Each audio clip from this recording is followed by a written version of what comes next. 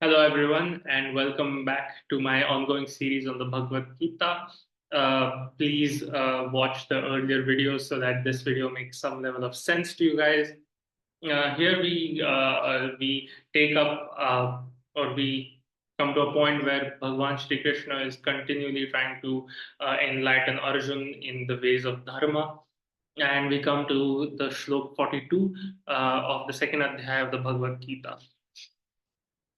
यामिमां पुष्प पुष्पितां वाचं प्रवदन्ता विपश्चता चतः वेदवादरतः पार्थ नान्यदस्तीति वादिनः कामात्मानः स्वर्गपरा जन्म कर्म फलप्रदां क्रिया विशेष बहुलां भोगौ भोगै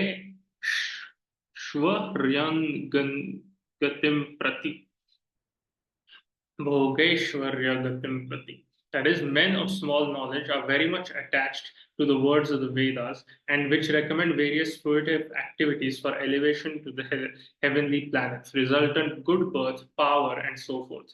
Being desirous of sense gratification and opulent life, they say that there is nothing more than this. So, what Bhagavan Sri Krishna is saying that if you just read the Vedas in a very superficial fashion, right? You will understand that, oh, because there are some Vedas. Vedas are the holy texts of Hindus. They're some of the oldest texts written in Hinduism. There are four Vedas: Rig Veda, Yajurveda, Atharvaveda, and Samveda. They Some of them contain philosophical wisdom. However, a lot of Vedas also contain detailed rituals on how to sacrifice to various gods for your own personal benefit. And Bhagwan Shri Krishna says that some people read the Vedas and that's all they come away with. And I would compare this with a learning of science. Like, so there are some people who just learn science so that, oh, I can achieve A to B, or I can get this particular result, or make a product, earn money, whatever. But a deeper way of learning science is to have a deep philosophical understanding about the basic machinations of this universe. And if you read science from that perspective, that's a pathway to enlightenment. And similar to that, some people read religious books the same way. Oh, if I do this, I'll get this, and I'll get to go to heaven. Blah blah blah. This is a very superficial way. And but however, if we read religious books as a way of knowing and understanding divinity and coming closer to Paramatma or Parabrahma, then that I think that's a better way of reading these religious texts. भोगैश्वर्य प्रस प्रसक्तानां तया हृतचेतसां व्यवसायात्मिका बुद्धि समाधोने विधीयते. That is, in the minds of those who are too attached to sense enjoyment and material opulence, and who are bewildered by such things, the resolute determination for devotion to divinity or the Supreme Lord does not take place.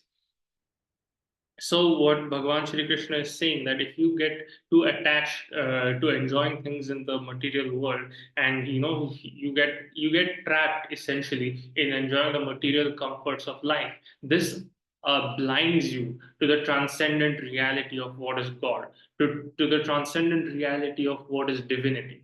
And if you're stuck in, oh, I'll have a big car, I'll have a big house, I'll have a beautiful wife, etc., etc., it's this pleasure blinds you to what is transcendent, because at one day even your ability to enjoy that pleasure will diminish. And I mean that neurophysiologically, by the way.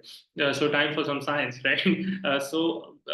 Dopamine is the pleasure hormone that's released. So whenever you come across a novel, exciting, interesting pleasure, there's a dopamine spike in the brain. However, if you are repeatedly exposed to that same stimulus, each time the dopamine spike will be lesser and lesser. So technically, I can give you the same pleasure 10 times.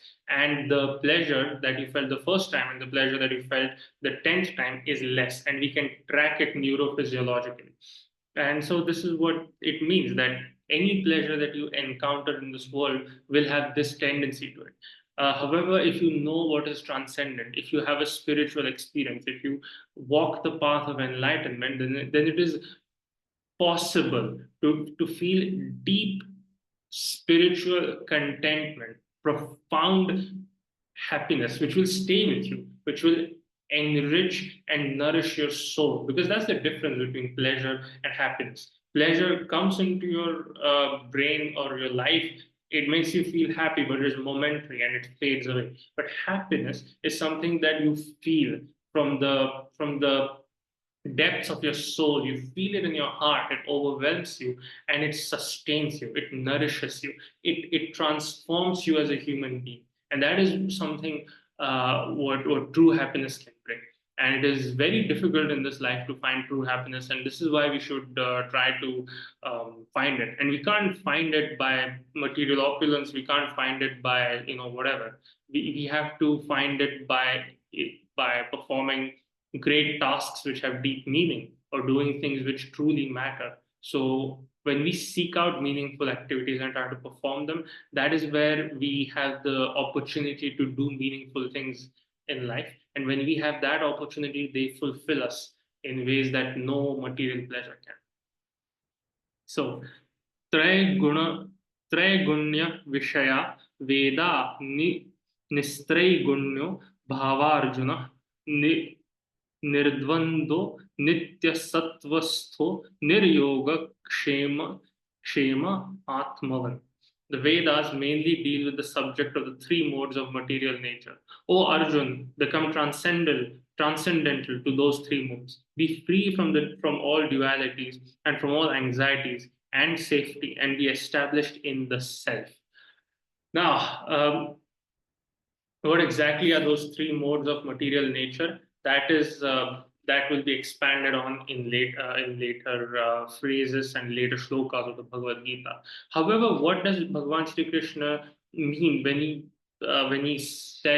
tells Arjun to become free of duality? So I believe that it is somewhere embedded in the intellectual conceptual framework of the human mind to perceive all things in terms of duality. So large, small, good, evil, uh, light, darkness, male, female, and we are stuck within these dualities.